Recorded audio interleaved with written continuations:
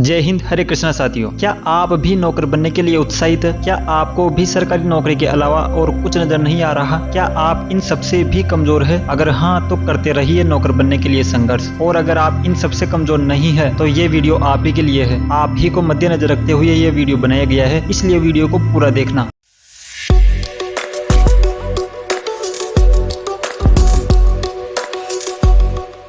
दोस्तों, आपने ऐसे पढ़े लिखे और डिग्रीधारी लोगों को तो देखा ही होगा जिनका सपना तो सरकारी नौकर बनने का था, लेकिन आज वो कहीं पे प्राइवेट नौकर और मजदूर बने बैठे हैं। हो सकता है आप भी उनमें से एक हो, लेकिन आपने अपनी और उनकी ऐसी हालत का कारण समझा है कभी? आपने सोचा है कि ये जो भी हुआ ये कैसे हो गया? अगर नहीं तो मैं बताता हूँ। साथियों, वैसे तो इसके बहुत सारे कारण हो सकते हैं, लेकिन कुछ इंपोर्टेंट कारण है जो मैं आपसे शेयर करना चाहता हूँ। पहला, स्कूल टाइम से ही पढ़ाई करने का उद्देश्य सिर्फ सरकारी नौकरी पाना था। दूसरा, शुरू से ही यही सीखा है कि पैसा सिर्फ सरकारी नौकरी दे सकती है। तीसरा, इंडियन एजुकेशन सिस्टम की चपेट में आ गए क्योंकि ये पैसा कमाना नहीं, पैसे के पीछे दौड़ना सिखाता है। चौथा, डेटा एनालिसिस तो किया ही नहीं कि वे जिस देश में रहते हैं या आप जिस देश में रहते हैं उसकी जनसंख्या है 140 करोड़ प्लस। यहाँ अमेरिका की जनसंख्या से ज्यादा तो पढ़ने लिखने और तैयारी करने वालों की जनसंख्या है। पांचवा, सरकारी पदों की संख्या है नाम मात्र और अप्लाई करने वालों की संख्या है लाखों में। सरकार अगर एक एक कैंडिडेट का हाथ पकड़ पकड़ के भी सरकारी पद सौंपे तो भी कुछ ही % लोग नौकरी लग पाएंगे। एंड इसके अलावा भी साथियों, बेरोजगारी के धक्के खाने के बहुत सारे कारण हो सकते हैं, जैसे देश और दुनिया को नहीं समझना, कोई भी नई स्किल नहीं सीखना, सफल लोगों से बिल्कुल नहीं सीखना,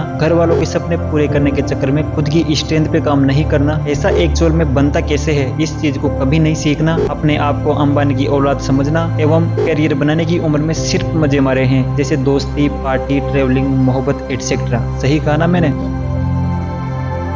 चलो, जो हुआ सो हुआ। अभी भी जिंदगी निकली नहीं है और मौका है अभी भी वापस सही ट्रैक पे आने का। एक ही समाधान है, अपनी सोच और माइंडसेट को बदलो, अपनी सोच और माइंडसेट को अपडेट करो और आज से अभी से ही अपडेट करो। यार, मोबाइल कंप्यूटर जैसी छोटी छोटी मशीनों को अपडेट कराना पड़ता है, तब जाके वह सही से वर्क कर पाती है, और यहाँ तो फिर भी मशीनों को बनाने वाले दिमाग की बात हो रही है। मेरे प्यारे भाइयों और बहनों, आज से ही सोच बदलो, एजुकेशन बदलो, इन्वायरमेंट बदलो, नए नए गुरु बनाओ और फिर देखो आने वाले 6-12 महीने में क्या रिजल्ट निकलता है। सरकारी नौकरी अगर आप लग भी नहीं पाओगे तो भी इतना कॉन्फिडेंस तो आ ही जाएगा कि कहीं भी कैसे भी ऐसा कमा लोगे। खैर, इतना कुछ सुनने समझने के बाद भी अगर आप ब्लाइंडली सरकारी नौकरी पर ही टिके रहना चाहते हैं तो चलो मेरे इन 3 प्रश्नों का उत्तर दीजिए। पहला, विश्व में कुल कितने देश है? दूसरा, सामान्य इंसान 1 मिनट में कितनी बार सांस लेता है? तीसरा, हमारा राष्ट्रगीत कितने सेकंड का है? बहुत आसान क्वेश्चन है ना? आसान है, लेकिन मैंने अब तक फाइनल ईयर और ग्रेजुएट लोगों से पूछा ही है तो उनको नहीं आई इसका आंसर। साथियों, मेरा उद्देश्य सिर्फ इतना कहना है कि भेड़ चाल मत चलो, और अगर भेड़ चाल चलना ही है तो सभी भेड़ों से आगे चलो, तभी है मतलब वाली बात। साथियों, मैं सरकारी नौकरी के प्रति आपको डिमोटिवेट बिल्कुल भी नहीं कर रहा हूं, बल्कि ये समझाने की कोशिश कर रहा हूं कि अभी जिस भी एग्जाम की आप तैयारी कर रहे हैं उस एग्जाम में आप इस पोजीशन पे है इस वक्त, या वो पोजीशन काफी है उस एग्जाम को क्रैक करने के लिए, और जो पिछले 5-7 सालों से उसी एग्जाम की तैयारी कर रहे हैं, क्या आप उन्हें बीट कर पाओगे? क्या आप सही पैटर्न से तैयारी तो कर रहे हो ना? ऐसा इसलिए बोल रहा हूँ क्योंकि मेरा एक दोस्त है जो अब तक कुल 25 एग्जाम दे चुका है, मगर उसका कुछ भी नहीं हुआ और वो अभी ओला में गाड़ी चलाता है। आई होप आप हर एक चीज को अच्छे से समझे होंगे। अगर मेरा ओपिनियन थोड़ा सा भी आपको अच्छा लगा तो प्लीज